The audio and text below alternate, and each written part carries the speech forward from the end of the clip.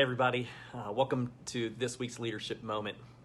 This week I got a confession to make with you, and that is about my guilty pleasure with Amazon. I love Amazon.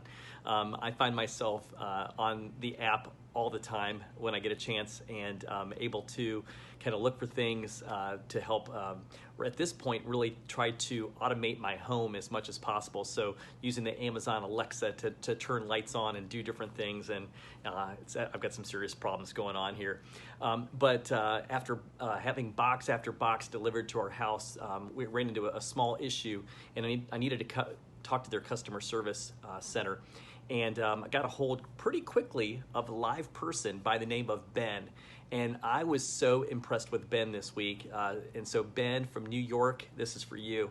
But the first thing I had to say was, when you get on these phone calls, you kind of wonder, does anybody even care about the issue or problem that I have? To me, it's a big problem. To Ben, probably through all the phone calls that he receives of all the complaints that are coming through, would it be something where he would actually even take it seriously? And so I started out to talk about my issue, and what I quickly found out was Ben was very empathetic and apologized on behalf of the company and of how what had transpired.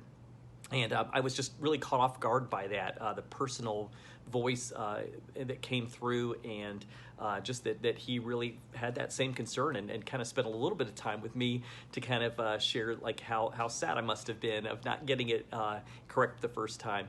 And what was interesting after that was Ben made a promise that he was going to follow up to kind of look into things and get back to me. And you've heard that before, right? I've heard, like, I'll get back to you.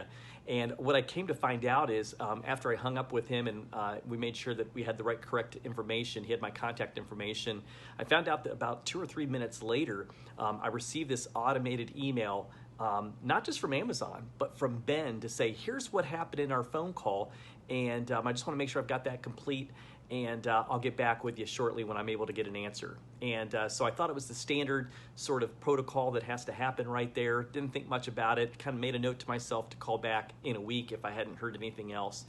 Come to find out, the next day I got an email from Ben, and Ben said, hey, I got to tell you what, I don't have an update for you right now.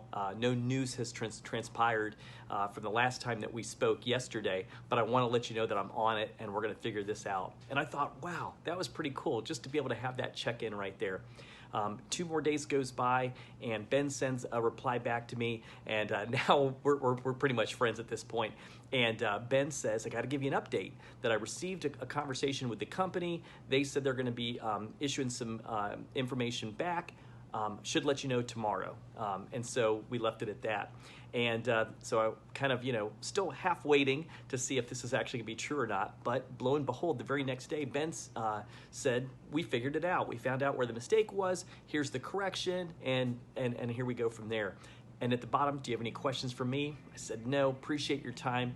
And we went our ways, and we got that resolved. So for me, Ben, like I said, you are an inspiration, and exactly when you take a scary thing, when you talk about a company that's so large, and to still think about the customer first, and that was important.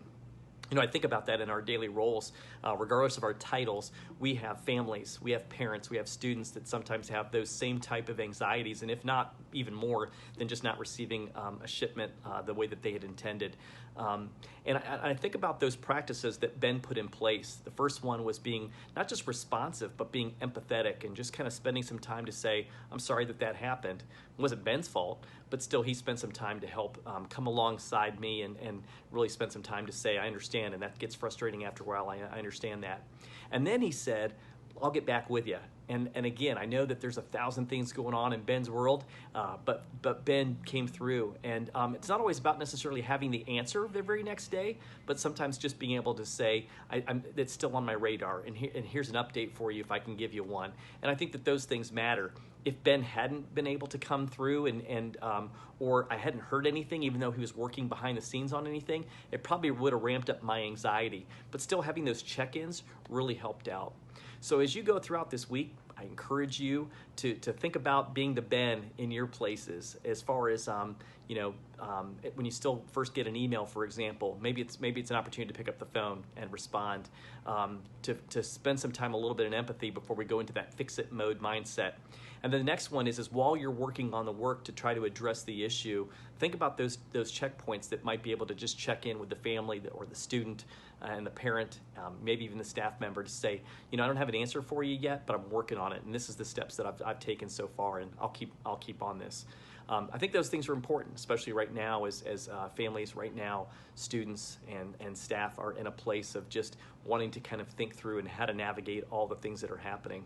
So with that, I hope you'll kind of think about that story with Ben, and that kind of helps you to have a great day. So this is Neil Gupta again with your Leadership Moment. Have a great day.